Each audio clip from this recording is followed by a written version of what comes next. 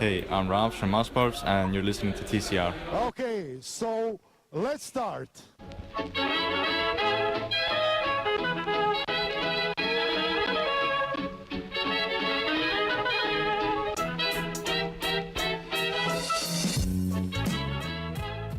Hello. Hello and welcome back to another edition of The Center Ring, aka TCR, aka your favorite esports podcast, episode 149, coming to you live, pre-recorded from an undisclosed location. The date, March 18th, 2019. The time, 8:55 p.m. Today is going to be the best episode ever. We have stage 1 of Overwatch League is done with, or at least the regular part of it. We have playoffs coming up. We will discuss that a little bit later on in the show. Of course, we'll end with e-news, as we always do. Our favorite topic of things we just don't have time to get to. And we're going to talk some CWL Fort Worth. That was in our very own backyards. Even though we were not able to attend, that doesn't mean we're not going to talk about it. Also talk about franchising in esports. See if that is the death of esports as we know it. Some think so. So we'll discuss that later on. Before we get into all that, though, some show house cleaning, as we do sometimes. Again, I said it last week. We did start a new YouTube series. I think that's what you would call it, a YouTube series called good. Table Talk with TCR. Basically, take an e-news topic that we just didn't have time to get to during the show. Well, now we just did a one-off on YouTube for it. So, Nuge and I just did one the other day. We talked about Halo being announced for the PC. So, we talked about that for 15-20 minutes. So if that's something you're into, go ahead and check us out on YouTube, just The Center Ring. You can find it all on Twitter, at The Center Ring as well. And you can enjoy that for yourself. And smash that subscribe button, as the YouTubers say. Smash it. Hit the bell, right? That's what all the cool kids say. Also, exciting news. So if you are a fan of Envy, and even if you're not, right? It's just a good esports podcast. But Envy does their own podcast called Queue Up with Jay and Justin from their social media side. Two great dudes, good dudes. Well, they were nice enough to invite us out there today for their podcast to discuss. So Nuge and I joined them earlier today and just talked some good old esports, talked about the lingo, all that. A little bit of franchising. Oh, it was a very good conversation. It just kind of went everywhere and bridging the gap between traditional sports and esports. Just a good old-fashioned conversation. So you could check them out. Obviously, they'll tweet it everywhere. We've retweeted it, so if you want to see it, at The Center Ring on Twitter, and then also at Envy. They've tweeted it out as well. So be sure it's on iTunes, Spotify, anywhere you can find a podcast. It's also there. They'll also upload it to YouTube on Wednesday. So if you want to listen to that, which I highly recommend, because not only is it a good podcast, they're only on episode 5, but you wouldn't know from their content. It's great. Go subscribe to them as well, but also we're on it. So, you know it's good, or at least subpar at best. One more other thing I want to pimp out is, if you haven't checked it out, we had an interview last week, at the end of last week, Yep. with Ultimate Esports, and we posted that as a separate episode. And man, I felt like that was an awesome interview. Not from our part, it's just what they brought to the table, their story. So if you haven't had a chance to check it out, that's already up and posted for you guys. I believe that's probably on our YouTube as well. Yeah. So I you can updated catch- YouTube, so there's a something that happens once a month. Tim, you've been doing a great job with YouTube. Thank you. I'm proud of you, Thank bud. you. Like, I you're doing a good appreciate it. job there. So For but those- definitely check that out. For those who Yeah, know, I ahead. despise video editing. Despise it. And look at our videos. I don't do much. I really don't. But like, if you go watch the Table Talk video on YouTube, and like how I introed it with a blur, right? Like if you saw that, that took me so long to figure out how to even put a blur effect that would like later on fade into the show. That took me so long to figure out and how to do it. And I think Brett was playing the Division in the background as I'm sitting in our Discord trying to figure it out. And I'm just, I mean, you guys know me. I'm pretty calm, cool, and collected, right? So Oh yeah, 100%. I, There were I, only 20 swear words. I played it pretty good, I think. In retrospect, maybe swore a little bit, but that's all. That's all. Our Discord is definitely not family friendly if I'm in there trying to figure out how to edit video. Or playing a game or general conversation. No, not any game, just Overwatch. Anything competitive by nature. Yeah. So, but all good stuff. Yeah. So that's on their YouTube. It's also on, our podcast feed. So if you're sub to us there, you've probably already saw it. But it is a good, like I said, it's not analyzing any games or teams or anything like that, but it's just good industry discussion. So I highly recommend it, obviously. Let's get into the show though, because we do have a lot to get to with CWL Fort Worth wrapping up. The games were amazing. As always, I think Call of Duty is a very underrated game when it comes to their tournaments. I do think there are a lot of back and forth, but it's also the banter that makes it great. Luminosity ended up defeating Splice 3-1 in the grand finals, but some of the other major storylines coming from CWL Fort Worth, E United had a very early exit, leaving 13th, 16th place, however you want to view it. Pretty much last place. They tied for last place in the event. Afterwards, Clayster did release that the team was dealing with some internal issues, or even rumors that Clay was going to be, booted from the team and replaced right before Fort Worth. He did go out and say that, and this was prior to the event, saying, you know what, we got together as a team, we discussed everything as adults, and we figured it all out, and I think we're going to do great. Curious to see how the feeling in the room is now that they played really poorly. Yeah, they were in the mix with Accelerate, who went through more internal drama than anyone could imagine, and same thing with Midnight Esports, right? These guys were expected to be at the bottom, where United, there were high hopes going in. I don't think anybody thought they were going to win the event necessarily, but yeah, project much better than where they did, and just kind of how they lost too. They got smacked around. And it doesn't help that they were in Pool D, right, which is the group of death for sure in this tournament. So if you're already having eternal roster struggles, being in that group with Optic and Envy and Team Rec, who ended up being not going into the tournament, no one thought, right? Everyone thought that was going to be the weakest link in the group, but it actually turned out that they were the strongest. So I think going in with roster issues, not the greatest situation to go into for E United. So it'll be interesting to see what happens with them going into the future. That's been a roster that's, for the most part, kind of always optimistic. So it's kind of curious. And I don't follow a whole lot of Call of Duty. I watch it every once in a while, but I feel like, when was the last time you heard they've won anything? Right? They have all the talent in the world on the team, and then and that is kind of the weird thing, right? They've won.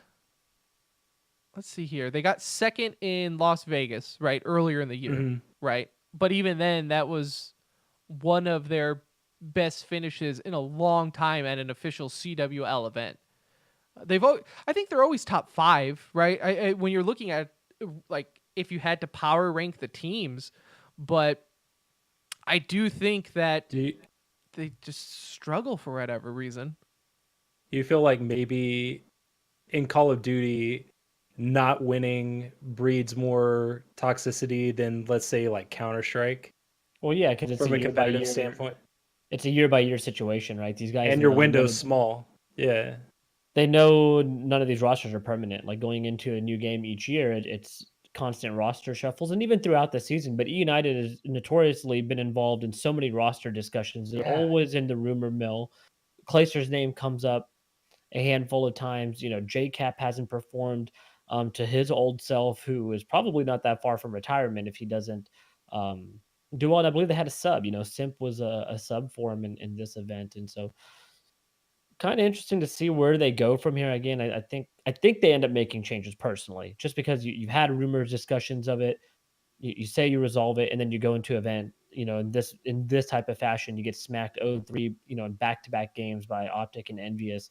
You're probably going to make a move at this point. I'm assuming morale's not the highest over there.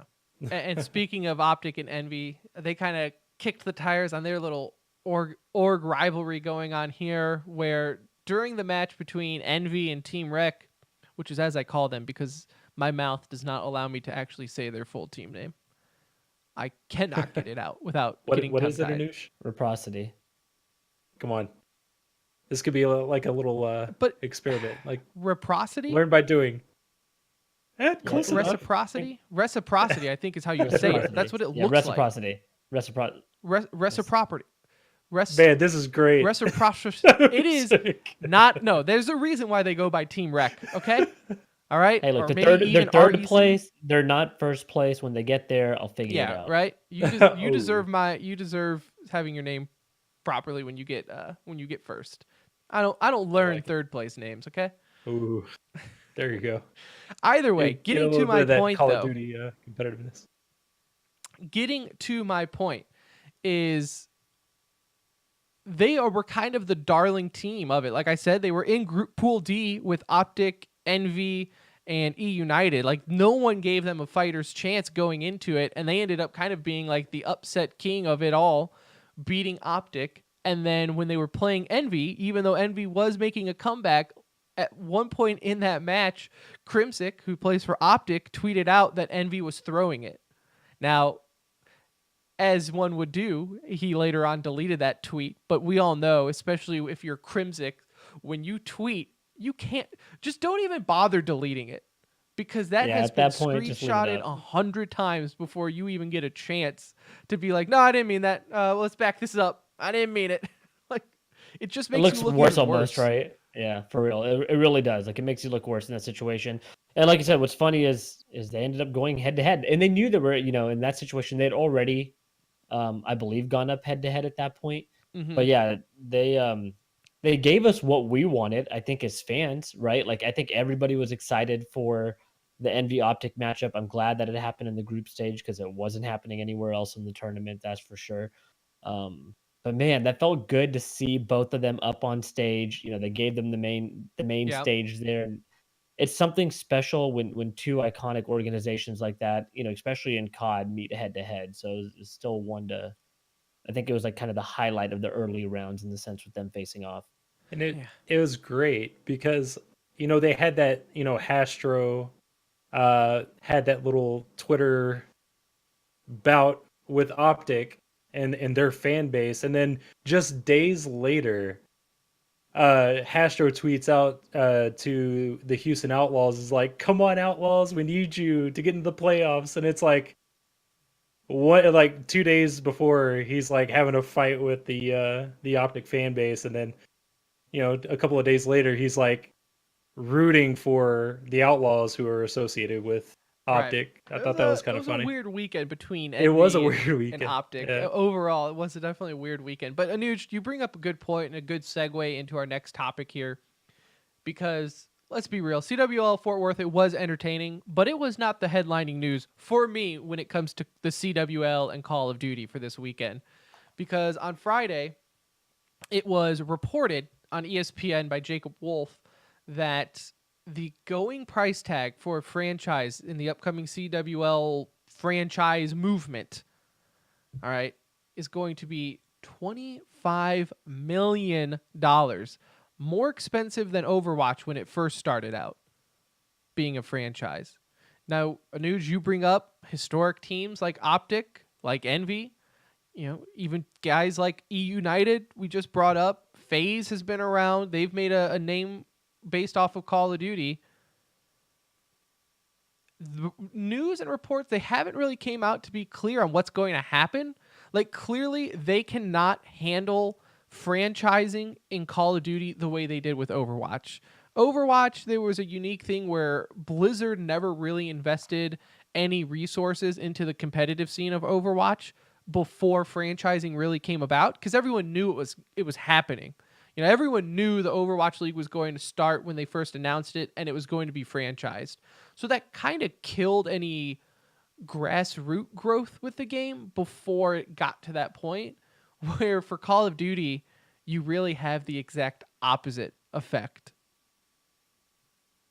I'm curious to see how many teams this ends up being, more so than anything, because at 25 million apiece, we know there's going to be a lot of headliners in there, right? You can expect your optics, your envious, 100 Thieves, maybe like United. It would be really Twice, some of the maybe. big players, but Splice, even then, they dropped out of several leagues at this point because they didn't want to pay a hefty price tag. So I'm Don't not they going to sit here. already? Do they have a group that's already associated with the Overwatch team? Boston group, maybe. Splice? Am I thinking about it? I don't know. I think so. I guess Splice. it's a kind of applicable to this because if they are associated with the uprising, then maybe it makes more sense. Maybe they're not though. I would think the hope going into Overwatch League would be higher than it is going into Call of Duty. I mean, For the sure. big difference here is we know what we're getting with Call of Duty, right? So this is going to be more of a Toronto, rebranding by the way. effort. Splice has Toronto? Toronto. Okay. So Okay, this is Toronto. going to be more of like a rebranding and a new sales pitch that they're going to have to give. Like they're going to have to do something new to make it worth this price tag. Franchising just isn't enough in itself. It's how are you going to sell it? What are you changing? Um, from the game standpoint itself to maybe um, draw in a larger audience. Because I mean, I just don't see the Yeah, value. I just don't see I where the guess. value comes from when you have to, again, you're going to get minimum contracts right now. A lot of these Mm. guys are going to love that fact that's Oh, going to be that's applied. great. Yeah. But I just don't know, the $25 million valuation. I guess the only thing I can think of is Call of Duty, with it already being as big as it is, getting branding in terms of sponsors and all that involved probably won't be that difficult because a lot of them are already in place. It is already Um, established, right? I think Yeah. that's why the price tag is higher than what it is for Overwatch, because they at least have a track record to show, like, look, we already have the interest, right? We don't have to like take a risk on it. Yeah. And I don't want to talk about the pros because news you kind of covered those. Those are obvious, but I guess the one con that I have with Call of Duty is with Overwatch, when we talked about this, I think it was last episode, where Overwatch can stand the test of time, right? Because of it, just graphically how it is. The game's not going to change. It will stand the test. It's not gonna age poorly. well, Call of Duty But will do with it but better than any game because it's but a new with game every year, but right? exactly with Call of Duty, that's my point. Like, what if the next year that the next Call of Duty game is just god awful terrible, and it's not a good viewing experience, and you lose, if you lose viewership, don't you lose sponsors? I mean, aren't they kind of tied together No, in because that people are regard? not selling it on a 1-year deal, like people are looking at the Well, big picture right, when but these sponsors. what are they selling it on though? Like, what's the appeal? Like you said, we know the teams that are going to buy into this thing, but what's the appeal to the team that doesn't? That's not That's involved in kind of it now. on the fringe of God. 25 million. Are we going to be able to make our money back? Mm-hmm. Let alone make a profit, Yeah, I right? think like you're gonna Like, have teams like Optic and Envy who are gonna do it, like no matter what, because they have to, right? Like, could you imagine Optic not being in Call of Duty? mhm. Uh, it is to Brett's point. Like, what I'm more worried about are the fringe teams, the teams now. It could like the positive side of franchising though is like profit sharing, which could honestly convince those fringe teams to be like, yo, you see all this fandom and success that Optic is having? What if you got a trickle down effect from it, right? What if you got a little bit of a kickback for the Optic and FaZe clans and the Envy teams in the league? Now, I think what's also going to suck though is that, like, we've always praised it with like Call of Duty and really the console scene, is like the Cinderella stories. The fact that anyone can play in these tournaments and you have to go through the open bracket to get there, and any team can do it, right? Theoretically, any team can do it.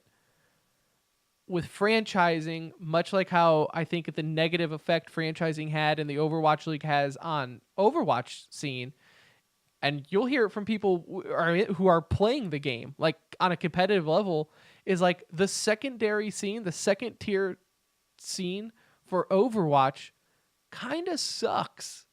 It doesn't pull in a lot of viewers. One of your points, Tim. I mean, a Well, because no contenders one wants match to may get pull in involved. 7,000 people, like 10,000 people, watching it. And it is. I mean, even from and I apologize if you had mentioned this, but uh, I mean, even from a salary standpoint, I mean, Well, because if you're what not in the org wants big, to if you're invest not in the money? big league, if you're not in the big league, maybe that even brings like more controversy for the teams that aren't in the CWL or whatever they call it, the franchise league.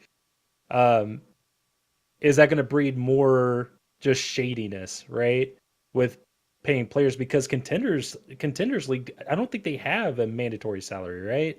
No, there's And no way. and one of the big draws, one of the big pros for franchising is minimum salaries.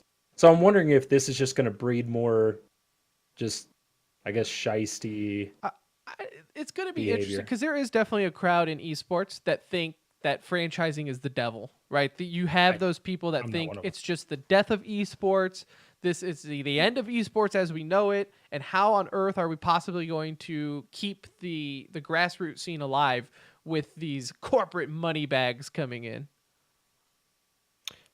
I I'm on the other end. I do think it'll help Call of Duty for one reason. Call of Duty feels overly like feels like a grassroots game still to me. As big as it is, and as many fans as it has, and as much history as there, it still feels very grassroots to me when I watch Call of Duty. Like I don't know what it is about it. I just don't feel like maybe it's the way the orgs interact. Maybe it's the way the players interact when they're head to head. Like they have that old school mentality of butting heads and yelling across the room. But it still feels like it's not where it should be, considering the growth of everything else around it, right? Mhm. So I do think if we're trying to make this a little bit more business like, I do think this is going to help. Again, my biggest concern is um, how many teams do they end up having ultimately? Like, I don't see this being like a 20-team league like you see in Overwatch right now.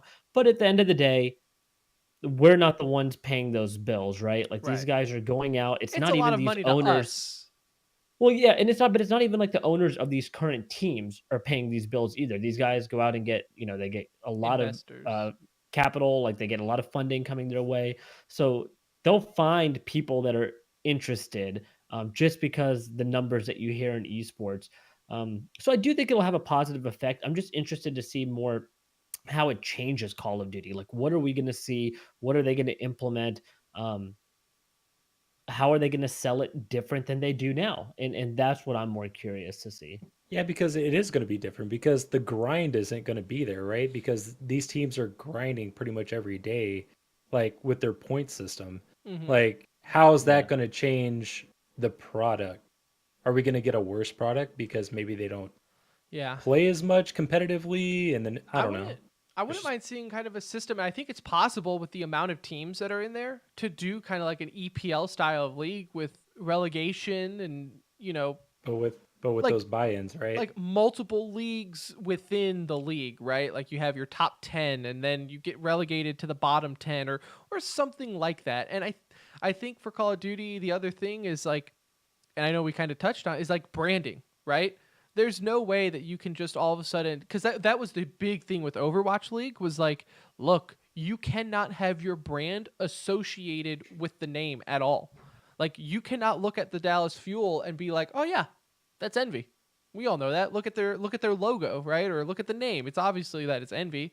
That was a big deal in the Overwatch League, and Blizzard said like it's just unfair to the teams that aren't popular, right? Or art and even in esports, like the Yeah. crafts or Right. something Yeah. like Like if that. it's Like, not even being branched off.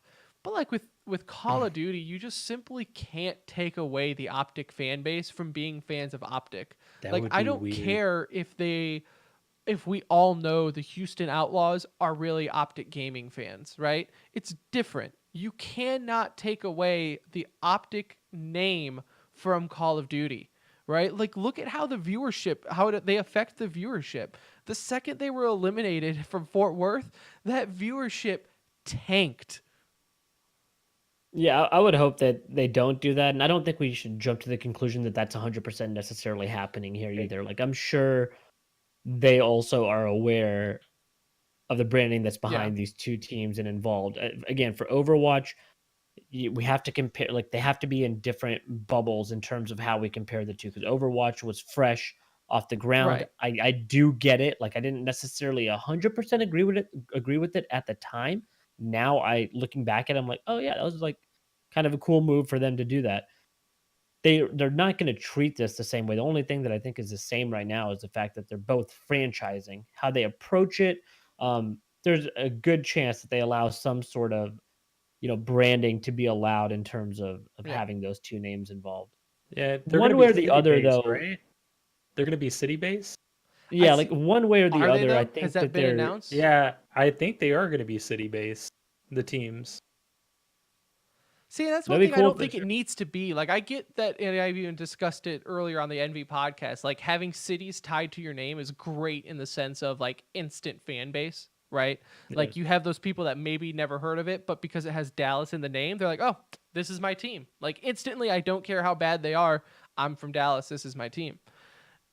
But at the same time, like, you do have like in soccer, right? You do have like Arsenal. They're not called the London Arsenals or anything like that. And with like the way these orgs already have a base to go off of, I just don't think you have to shake it up as much as people think that they need to.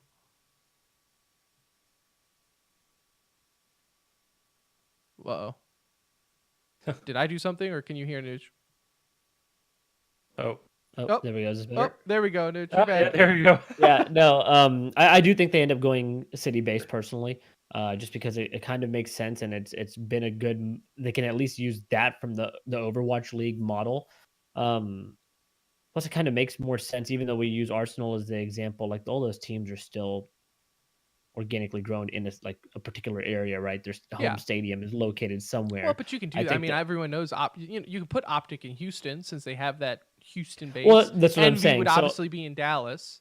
maybe they don't have the name of the actual like city in the branding. Maybe they don't do that, but it's still gonna be city based in terms Of of course. wanting home and away Well, games. And I mean, that's how you make revenue when you franchise stuff, right? You can't have all your teams playing in one place like they do now in Columbus. You know, that's where they travel for. Boy, could you imagine? Overwatch League players get to travel to LA for their games. It's like, guys, don't worry, you're going to travel to Columbus, Ohio. Like, oh yeah, that's cool. it's like, thanks, but no. You know, and I do think thanks. because what's their face? League of Legends, Riot, they have franchising in that too. You know, and that's one place that we haven't really discussed either is that they did it a little differently. They aren't team city oriented or anything like that. So, look, I understand the fear of franchising. I understand the fear of it disrupting what we are used to in esports. I completely think that we should also try to preserve esports in the sense of like the tournaments and how you can do an open bracket and everything can be involved there.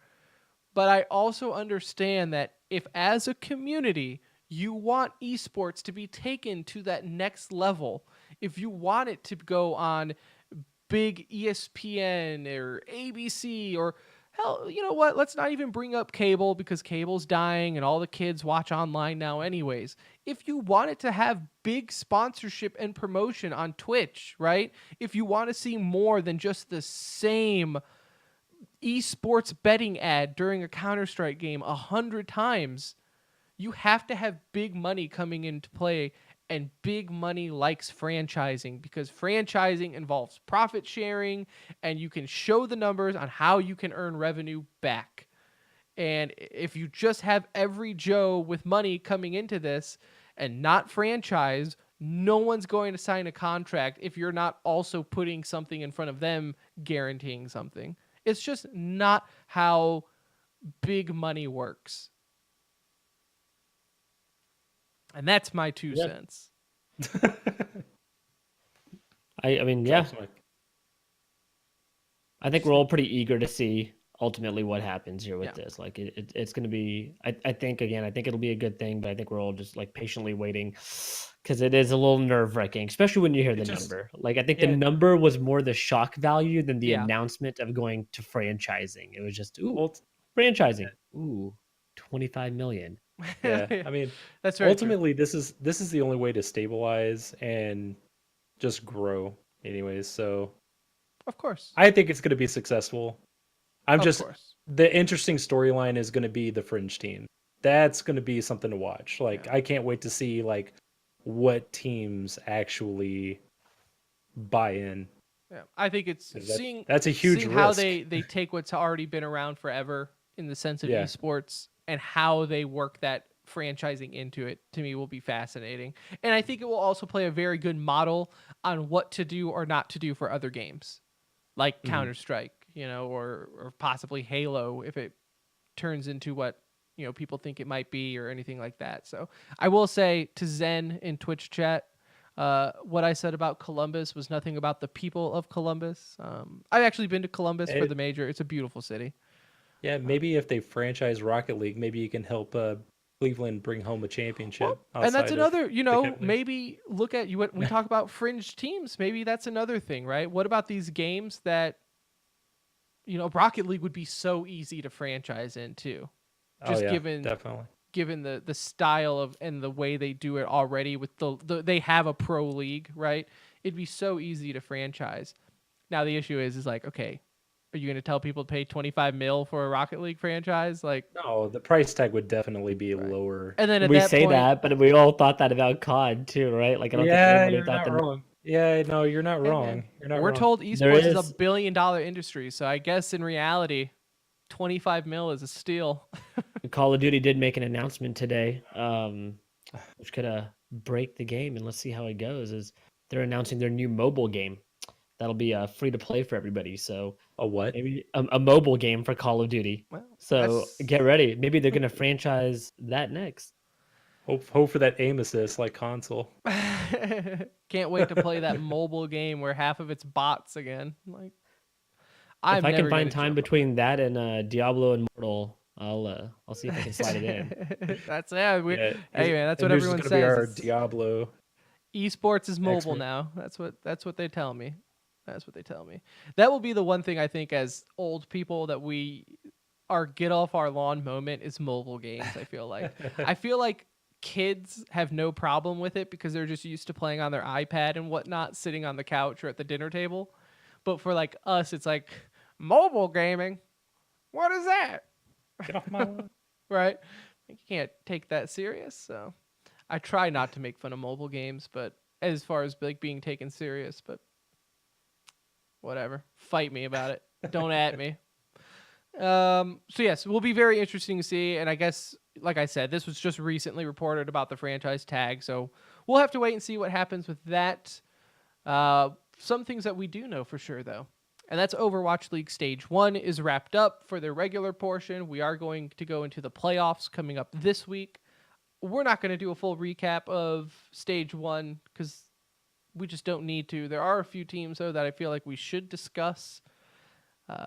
If you recall, and I want to start off with the best team, in fact. And if you recall in our preview of Overwatch League, Brett and I highlighted this team multiple times, saying that this is not your normal expansion team.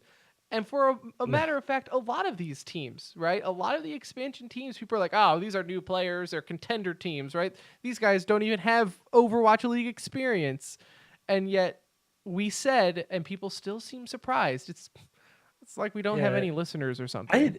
yeah, I know, and I was surprised at the beginning of the season, Vancouver really wasn't getting a whole lot of love from like I think there were some ESPN folks talking Yeah.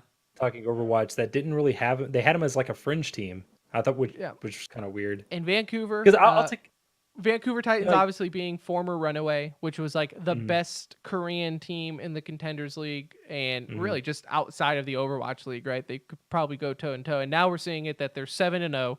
right up there with New York, who hasn't missed a beat from last year. They're still They're on a dominating. mission. Which Yeah, I mean, I look, and I'll be transparent here, okay? I might pat myself on the back for saying, "Hey, don't sleep on Vancouver. They're going to be a really good team." I believe said that New York probably won't perform as well in the GOATS meta. But yeah, I mean, foolish me, they're still 7-0. yeah, and I had them. I ultimately I think we both had them winning, right? Or I forget, but yeah, I Yeah, we mean, had I both knew they doing were gonna. well, but It's just and you see this at the top of the list. You're gonna see Korean team, Korean team, Korean team. I mean, they just adjust better than anybody else. You can always count on, like a top Korean contenders team or, NYXL from last year, kind of, coming up short, that they were going to turn things around. I mean, yeah. that's just they adjust. Yep. And 3 expansion teams making it, as we mentioned, Vancouver, Toronto, which is kind of a surprise team, and then Atlanta Reign. I will say we are 1 stage into Overwatch League. DeFran hasn't been suspended once. If you had to take the is he going to make it through stage 1 or is he not going to I make it would through have, stage 1? I would have taken dude, not, I would to have be bet honest. every penny this podcast has made and put it on him getting Yeah. suspended in stage And 1. and he's one of my guilty pleasures on Twitch. Just I watch him because He's turned it he's around, man. good. He plays off meta heroes and he's entertaining, I think. I don't Yeah, know. no, Maybe that's an he's turned unpopular as a opinion. Or great maybe it is a league popular ambassador. opinion because he's number 1 in jersey sales Yeah, in no, the he's turned Overwatch League. into a great league ambassador. Like I said at first, I Yeah, mean, it was no surprise. I had no faith in him making it through the season, right? Let alone I'm stage still 1. I'm still on the fringe because, like I said, I watch him and I feel like he's like a 4 or 5 game losing streak away Yeah, from being like, you know what, maybe this was a bad but it idea. looks like it looks But like he's having fun. For a guy who retired before the league even started and then came back, it does look like he's like, you know yeah, what, this wasn't as bad as I thought. So I'll there are give some him credit. players. There's players rooting for him, communities rooting for him, and there are players like XQC that are rooting for him because he's kind of like Well, that yeah, polarizing because figure. If it can XQC's work like, for man, if he can Defran, make it work, maybe I yeah, can get back. if it can work for him, maybe it can work for me, right? Like Right. maybe teams will take a flyer on a guy like that. Why But good for him. wasn't Vancouver's roster picked up in Overwatch Season 1? It's I think maybe it was because they're a young team and they're kind of up and coming and they're just and you have to also keep in mind Overwatch has an age limit too. So you have to be 18 to play in the league. And I Well, think that is you a got to very be young 18 team. to watch some of those videos that are out there too. What? A lot of Overwatch League promotions. No, it's just fascinating to me to see how much talent was available for Mhm. Overwatch because 3 of the top 8 currently are expansion teams, right? And traditionally, when you think of expansion teams, you think of bottom feeders, like leftovers. This is what was remaining for you guys. But that really hasn't been the case, at least Yeah. in stage 1, and that's probably one of the most fascinating storylines for me looking from the outside in is a team like Vancouver was available, and yet you had you know a team that was winless last season. Yeah. So it seems like something I was a will little say bit this off too, there. and no team will ever admit this, but I do think last year, with being the first year and such, there weren't 20 teams to go through. I do think that some owners are like, look, I can't put a full Korean roster out there if I want people to watch it, right? Like I do think that there was a reason like Florida Mayhem went with a bunch of non-Koreans to start with because they wanted to have some type of connectivity with fans and they didn't want to fill it up with I Koreans. Yeah, and I feel like maybe that was an oversight by them because the Overwatch fan base really embraces like Korean culture, and that's an oversight. Give me a winning franchise. I can Well, get that's behind a the winning oversight right there. franchise. Yeah, that's what I was gonna say. You The want a oversight is not winning the team. I Korea. don't care what Yeah. my team is if they're winning. Yeah, exactly. I want a winning team over an all-American team or an all-North American team. Give me a full squad of Korean players and I will get behind that 100%. Yeah. But if you look at the expansion teams that are in the playoffs, I mean, largely Korean players, and that just goes to show the depth that that country brings to Overwatch. Yeah. There are still teams in Korea right now and Korean contenders that could compete for a playoff spot if they put a top team together, if they just took a We lot of the top players. So we it's joked about it over at the Envy podcast this morning. By the way, uh which we were on. So go to @Envy on Twitter and listen to that podcast and tell them TCR sent you. But we joked about it. I don't think we said it on the podcast. I think this was just through chit chat afterwards. That what is the SR conversion rate between NA servers and Korean servers? Like, yeah, I'm a 2900 SR on NA, but like a 1600 SR on Korean servers. Like, The determining factor was we decided it was just a divide by 2. yeah, take your Take your SR number now, that you- divide it by 2. That's what you would be like if you played on a Korean server, because they are just so much better. So much better. Some teams, though, that could maybe use a little bit more Koreans if we want to talk about how they're just the magic players to pick up. What happened to the Valiant? Brett, Dude. I believe they were a top 2. You said No, that- no, didn't they- you say I that had they had them- a chance of winning the league? I will take no, not a chance of winning the league, but I had them as a middle tier playoff team. And it's not a far I wasn't going way out in left field when I made that prediction. I mean, it's basically the same team outside of a few players that went to other teams. It's just they had that leadership in Custa, which when they took on Custa last year, it kind of propelled them to a playoff spot in season 1. So they still had that leadership. They still had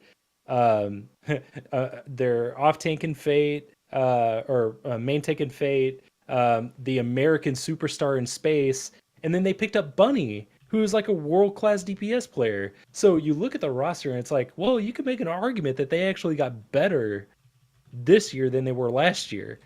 So Yeah. maybe it's a testament to, I mean, maybe you could chalk it up to just very unfortunate, maybe a few unfortunate losses, but maybe just the talent coming into the league got better, and maybe the improvements they made weren't I good think you're enough. also looking at just internal struggles too. You don't go from one of the top teams last year to 0-7 in stage 1. You could say whatever you want about the meta. Sure, the meta is not in their favor, but look, even like Florida and even Washington managed to get a win. All right, so please do not come at me being like, well, if you're an LA fan, don't come at me be like, well, it was the meta. Just wait till stage 2 when the meta changes. Like, And no, that's when bro. you got that's a when you bigger could throw issue a than the meta. haymaker, Tim. That's when you could throw a haymaker and say, well, they were a playoff team and you're in a very identical meta than we were in the playoffs last year. Yeah, You made it and you were competitive last year. What happened this year? yeah. No, it's What bad. And then that you they're have, the weirdest story for yeah. sure. Then you have Dallas, our local team, which we always have to do a shout out on the show, obviously. Yeah. Ended up going 4-3, just missed the playoffs. Yeah. They needed some wacky outcomes. Almost to had it, finally man. make it. Almost, it almost worked out for him. You can't count on Houston at all. The city, the entire city, not just the And the Outlaws, team. but the Yeah. but the And entire In city. general. You can't count on that group. But I mean, I have one rant with how the Fuel played their losses this year.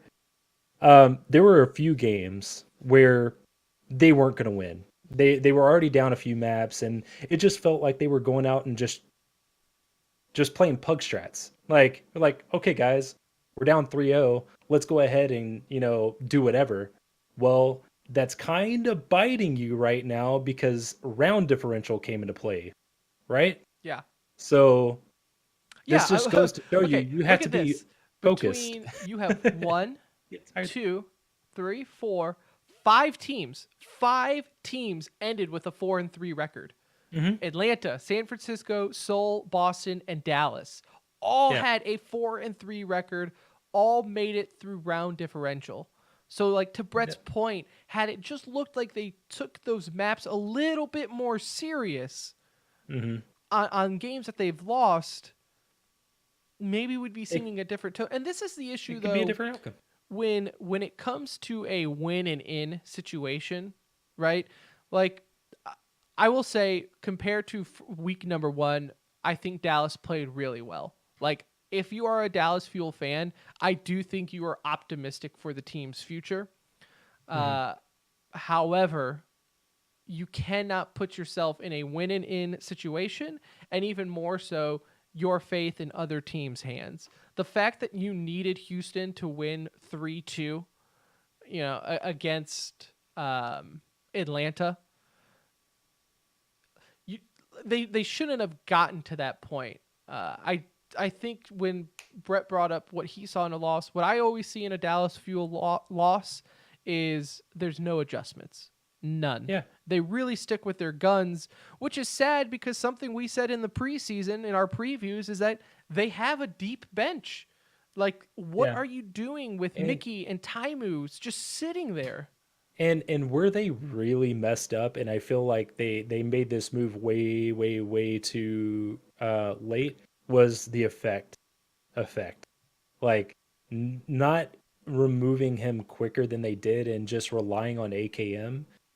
That's where that's I mean, I don't like to put it all on just one scenario of why he didn't make the playoffs. There's a lot of factors that go in, like the play of the supports not really positioning themselves well, the tanks not protecting, the tanks, just dying stupidly. But what if they make that move and just say, "Hey, AKM, this is your show. Go out and just be that badass." I feel like maybe we would be in the playoffs right now. I say we, the Dallas Fuel. I'm such a fanboy. Yeah, but at the end of the day, Dallas they're in a homer. much better Yeah. they're in a much better position this point this year than they were at this point last year, right? Oh, Like yeah. they're By a giving mile. themselves an opportunity. This is a small loss, I guess, is what I'm saying in the scheme of Right. things for them, right? You didn't make the stage 1 playoffs. You were right there. You were tied with 4 other teams for that last slot, basically. So you have an opportunity to still make the big show. So hopefully they keep the right mindset moving forward and don't let this be a defeating moment, in the season for them. And I'll jump off your point here because that is a good point, Anuj. Like, this is all you did was miss stage 1 playoffs, but from a grand picture, the fact that they didn't play Taimu and Mickey the whole stage tells you that they played rookies pretty much the whole time through, who played really well. I think you found a new home for AKM and Zarya. He played extremely well on her. And ultimately, and I've said this last year, and I'll say it till my face is blue, stage playoffs are garbage. They're useless. They are a hollow feeling to give excitement throughout a long season. That's all it is. I mean, if you didn't have stage playoffs, Overwatch League would be a very, very long season with a little bit of excitement in between, other than just you cheering for your team. This has built-in, stages where you can be like, oh, great, we made the stage playoffs. Look at that. Well, ask New York how they feel from last year, right? And Like, that's a good point. That's a good point. If the storyline is what it is now, New York or Vancouver are definitely going to win. For their fan bases, it's going to be hollow. But I'm not going to lie, Tim.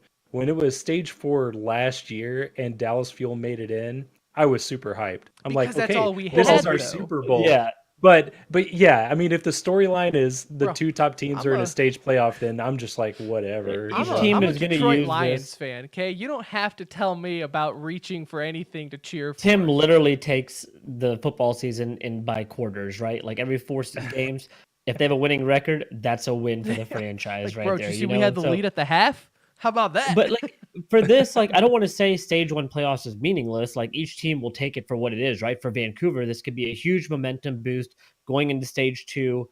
For them, this is validation, possibly being in Overwatch League and feeling a feeling of belonging at this point. Where for Dallas, it can be looked at the completely opposite way. Hey, let's not look too much into this. We're still in the big picture here. We gave it a good run. We didn't make it this playoffs, but hey, we're in competition for where we need to be at this point in the season. So each team will take it as is, for the teams that didn't make it, As long as you're still in contention, that's ultimately what matters. And for the teams that did make it, they're going to look at it as momentum going into the next stage. Yep.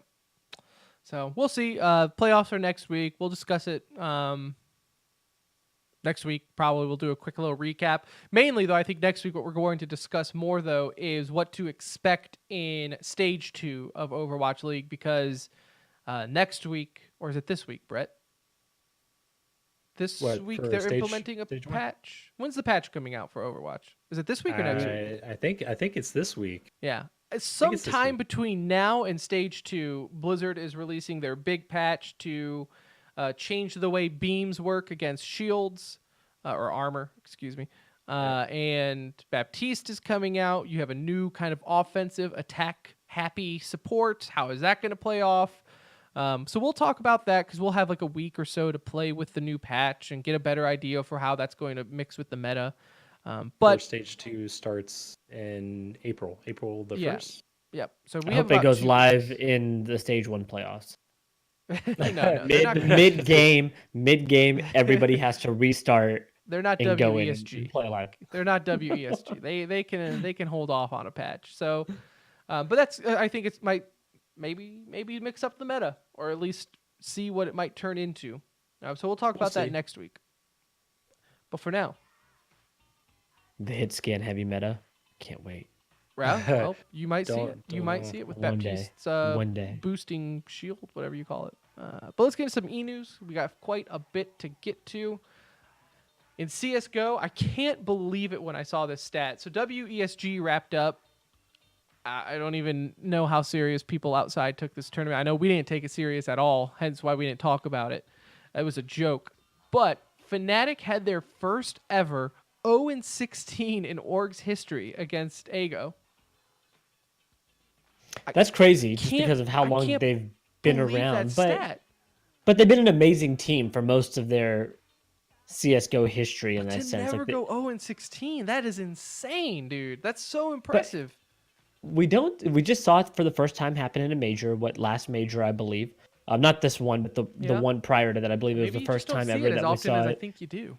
Yeah, like I feel like 0-16s are still fairly rare to see. It's almost like the triple play a little bit in baseball. Like they happen often enough to where you see them throughout the season, but not something that you would still say is common. So, this event was really only life-changing for two teams. That's Wendigo and AGO. Both of them, did get a huge lump sum of money. That's kind of a lot of people discussed going into this is like, man, like in the countries that these teams are from, it was a lot of money. So it was cool to see those two teams succeed. I think overall the tournament was very lackluster. Like nobody, it just wasn't anything special, And then with the client update, the CSGO patch happening mid-tournament, that made an unusual little twist to it since they weren't able to stop that. So that they did play with the live patch change, which was fairly interesting. But yeah, Fnatic first ever 0-16, man. That's something. G2 ended up getting third. Fnatic got fourth. MIBR and Optic were in the 5th and 8th range. I wouldn't look into any of that at all. I don't think any of these guys really had their hearts into this tournament, so it is what it is. I feel like the WESG is always kind of a mess every year, so there's that. Blast Pro Series starts up this week in Brazil. And how do you say it? Sao Paulo. Sao Paulo. So it's going to be it's an invite tournament. You're going to see a lot of the best teams in Counter-Strike. So if you're looking for some good CS this weekend, this is definitely one you want to catch on to. Blast Pro on the new patch, yes. And for as much crap as we give Blast Pro in the past just for like how they marketed and all that themselves, they put on a really good tournament. Right. So no, they kind of redeemed themselves. Look, the first one they marketed it so heavy, and for it to be a bomb of a tournament, they made got for it fun for us. Right. Yes, it was fun for us, and we had to give them crap. But I will say, they have turned around. They're always fun tournaments. I love the way they do the show matches, like where it's like 1v1s and things like that. I think that's the so way matches, it should be. Player cards, the UI, like they do some pretty fun and innovative stuff. So still that'll be a the good one. Blatant way of advertising that they seem to just not admit that they pay everyone to tweet out about it. But I digress. Hey, it it's worked for still a good Apex tournament. Legends. It's working for Blast Right. Pro. You know, they paid $1 million to Ninja to play Apex Legends. So look, you could pay people to tweet about your tournament. It worked out One because thing- now they're fun. One thing we'll get into next week as we discuss this is also just talking about the meta change, because it really is Yeah. big and something that's not the norm in CS:GO for the way they've affected it. And so I think that's I'm surprised, actually. I didn't even think about talking about it today, honestly. But it We'll be was able a to pretty see in a real tournament. Yeah, how it we'll get a is. feel for it and how it plays out. But some interesting meta changes. If you haven't checked it out, they've obviously tweeted it out. You can find updates everywhere. We'll dive into that next week. That'll be next week in Overwatch. It was released or announced by the league at South by Southwest that teams will be playing home games in 2020. I will say this, not breaking news if you've listened to TCR. We've been talking about that for a while now, that they are looking at Season 3 2020 to be when teams are playing at home. So Almost basically since the league launched. good job, that's- ESPN, breaking that news. Right. But no, that's exciting. We've kind of known that for a while now, though. But I guess it's just cool to see the league actually say it and not teams mention it. Yeah. Wait. Can't wait. Tomorrow, Apex Legends Season 1 starts. Has nothing to do with esports, but it seemed like a game that was kind Very of already highly lackluster. anticipated. Exactly. And so I think there's a lot of excitement around it. And I'm curious to see now that this is out, they can kind of settle down in terms of doing some updates like quickly to the game to keep it active. And let's see if they do kind of start anything For like a esportsy. tournament We'll kind of see. But you've seen a lot of teams get signed already. I mean, there's surprisingly a ton of teams Just already don't do what Fortnite ready did. to go. Right, and again, I don't want to get bogged down on how Fortnite does it. I think I've turned the page that Epic is doing what they're doing to Fortnite's esports, and it's okay. It's not your traditional esports. I don't know if you'd even It's call it an different. esport. It's different. It's different. In other news, though, you had final round happen over the weekend. Street Fighter, you had Punk defeating Momochi in the finals. Halo, I did watch the Halo South by Southwest event where Team Rec ended up beating Tox Gaming 4-1. They were playing on the Master Chief Collection Halo 3, which is kind of what we said last week, that if it was going to be, or on our, not last week, but on our YouTube video, Nuge, that if it ends up being a success, that you'll probably see Halo 3 be that game that they generally do, which is what they're doing right now for the console version. So we'll see what happens there. Overall, though, Team Rec having a pretty good weekend. I mean, third place at Fort Worth. You won in Street Fighters, and you won in Halo. It's a pretty good little weekend for that org. We'll give them the TCR Esports Team of the Week award. There you go. Is it a thing? That is We'll a make that a huge thing. honor. What do they win? Shout out from us. A game code. You'll get a box of you'll get a box of Cheez-Its with your name on it. And in other news, I'll do a shout out for a friend of the show, Brigades, as in Rocket League, they ended up winning I'm going to screw this up here. Zen is in our chat, so he'll help me out. They ended up winning the U.S. Army Esports Weekly Rocket League Tournament. I actually did watch that. They ended up resetting the bracket. It was quite exciting.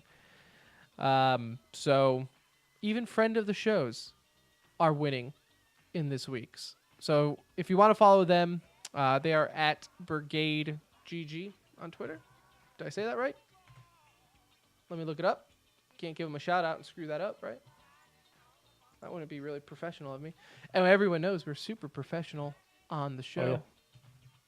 It's a live look at Tim looking at Twitter. Then, boom, hold up. Yeah, Brigade GG. See, I should have just listened to my initial instincts. I was right all along. So go ahead and give them a follow, as they are winning Rocket League tournaments and everything right now anyways. Oh, he would also like me to tell everyone that they made RLRS play-ins for the second consecutive time as well. Brett, explain. It's kind of like contenders, right? So it's RLCS. I think it's like RLCS is like contenders to Overwatch. Okay. All right. So it's good. So It's I think it's good- like it's just another stepping stone to getting to the pro league. the pro league. Yeah. Well, awesome. I'm very happy for that org because don't obviously think they're it's friends of the show and they deserve it, and they should be on Liquipedia. So go ahead and tweet at Liquipedia as well. That brigade should be on the website.